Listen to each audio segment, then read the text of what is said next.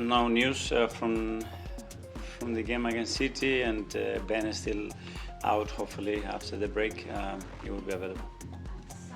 No, not yet. No, I know not yet, but you sort of assessed sort of mid-March? I don't know. When we sat here on Friday, you talked about these big games meaning more than just the points, boost the emotion, the sense of momentum. As you kind of arrived in training ahead of this game, how different is the feeling around the place, and how much can you tap into that before you got ahead?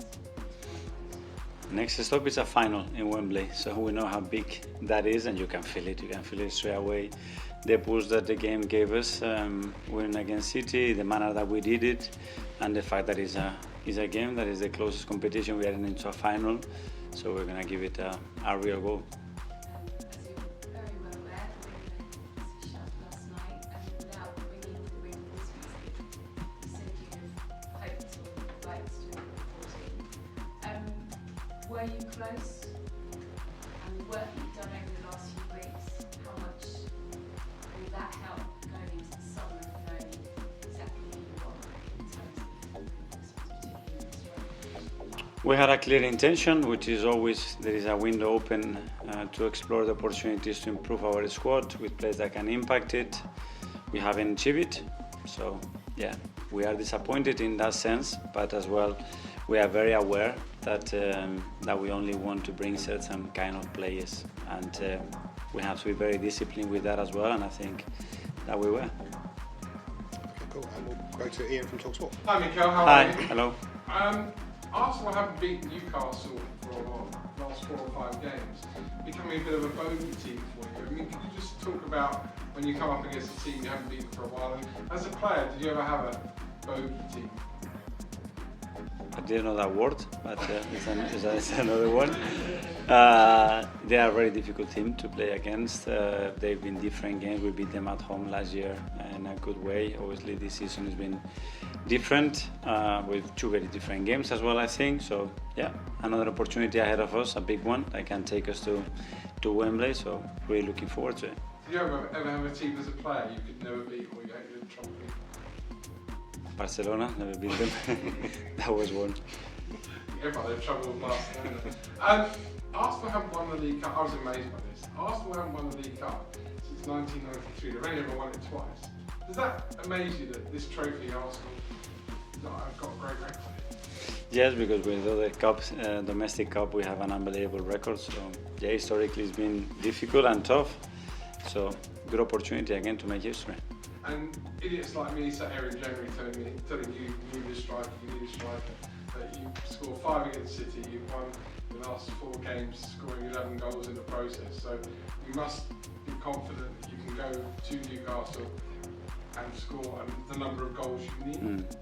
Yeah, there are 2 separate things. One, obviously, I think we talk very openly from my side, the club perspective, about the intention to improve the squad if we have the capacity to do it, and then most importantly, to keep improving the team, to keep improving the individuals within the team, because it's the ones that we have and we love, and that's it. And from now, there's no discussion about it, and we focus in the things that we have continued to do, even though the window was open. And last one for me, the players get nervous in the semi-final. Does the manager get nervous in the semi-final? I don't know if that's the word, excited for sure, willing, hungry, enthusiastic, because we are very close to play a final, and hopefully we can achieve it tomorrow. Thank you. Harry from BBC. Yeah, there's been lots of talk about strikers, but obviously when you've got players contributing goals from all over the pitch, that really, really does help. Miles Lewis-Skelly was great at the weekend, not just in his goal, not just in the celebration, but overall. Could you just expand a little bit on how his rise has kind of gone down in the dressing room? Because William Saliba told us after the game that he's not surprised anymore by how well he's playing. Yeah, well, probably the players are the best to express how they feel about them. In this particular case with Miles, because they are sitting next to each other, they share the pitch, which is the most important thing. I always said, it's how they feel about these young players when they come in. Do they trust them? Do you feel they feel that they are as strong or stronger with them? And that's the feeling that I get. That's why as well we give them the opportunity, because for me they are ready in our eyes, but in the team's feeling as well, they feel that really can be better with them. I guess it's a similar story for Ethan Waneri as well.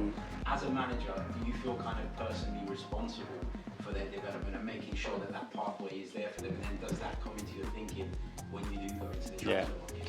Very much, but with every player, regardless the age. Obviously, the age has a different component, especially when they are not even 18 years old, and we have other cases as well in the team when as parents, I imagine that they rely on us in educating them and in transmitting the right values to them, in looking after them, protect them emotionally, especially, and physically. And it's a lot of responsibility, but thankfully we share it with quite a lot of people, and I think they're in good hands.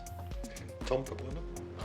Hi. After the first leg, you said it was only half time, and there's been a big gap. It's been a very long half time since that last game. And a lot has happened since then as well, including this huge win at the weekend. Does a win of such size give those players extra confidence that you can turn around the deficit that you have to? Yeah, probably when you compare the emotional state of the team straight after the defeat and the manner that it happened and how we are today is very different. Because we come from very strong performances, some great wins, and especially the last one at home against Man City. So it is momentum, you know. And after that game as well, we have a break, so it's the moment to go, you know, full gas, ready to go for it and try to approach it in the way that we believe is the best one to be in that final.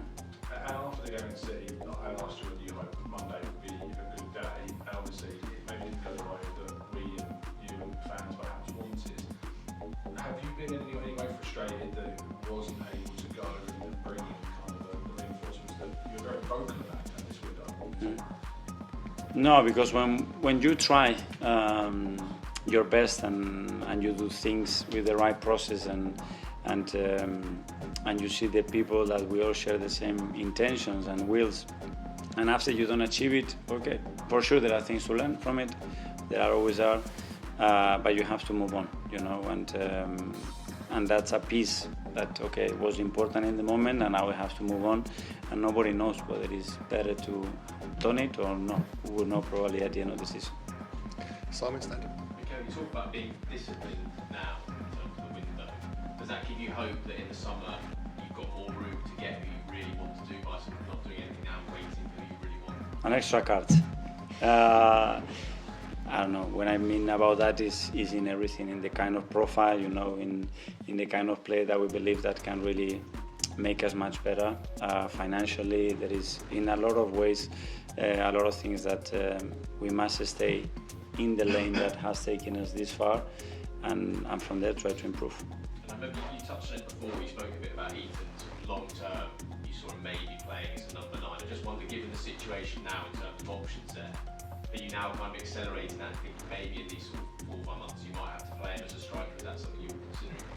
We're going to have to be very flexible in the front line, and now the ones that we have and are fit, make sure that they stay fit and they keep contributing. Leo can play in that position.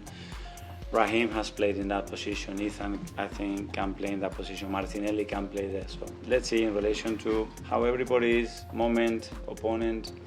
But at some point, I think we're going to have to try something different. Athletic. Hi. You touched on the break that's coming up after the Newcastle game. I was just going to ask, is the Dubai trip something that's coming up? Can you confirm that? I think it's coming, yes. Obviously, last year wasn't the first time you went there. You went a few years before as well. I was wondering, do you kind of keep it similar every time you go, or do you kind of change up how you, I guess, do all the non-football stuff to kind of keep people fresh? There is a lot of things that will be very similar. Location, you know, where we are staying, where we trained, but then obviously we have to modify it. You know, we're going to be in a different moment of the season, different numbers. Probably the team needs other stimulus, other things. So we are preparing a few things. Hopefully it will work like it has worked in the last few times.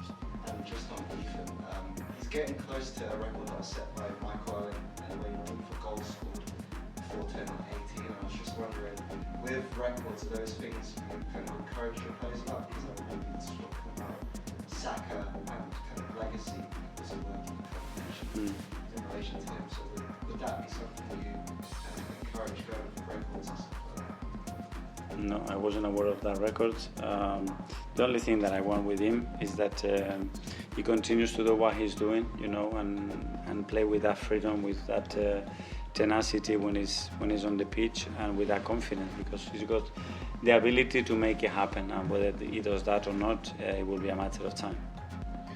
James, ESPN. Could you just break it down for us? Was it a case of the right players wasn't available? I wouldn't like to go into much detail. We couldn't do it for certain reasons, and we have to accept it. That's it. Give me one of those reasons. What were those reasons? Was it money? Was it not the right fit? It was a combination of things. Because I mean, you've done so much in your 5 years here to change the culture, in the dressing room, and it's so positive being out. It's part of it that you don't want to gamble on maybe a character you're not sure of. Was part of that, thinking that you want to make sure you wait for the right person. No, that wasn't part of the process. That wasn't an issue. I mean, with any player that we were trying to find. And just finally for me, I was watching an interview that you gave to Sky last week. You talked about the size of the squad being very short last summer. You said you had 19 outfield players, 3 of them were coming back from serious injury. You kind of knew then it was a bit of a risk. Given that, how much of a gamble is it, do you feel, not to add numbers in this window? It's no gamble, it's reality. I think we have to face the reality as well that we have. We have the players that we have. Some of them are on loan. We never had a squad of 35, 40, 45 players. So many other clubs, they have 45 players in their list. We don't have that size at the moment. It's our reality. We have to do so much in the last few years that where we are. So we're going to have to evolve there as well and have more players from the academy and the ones that are here to be fitter longer.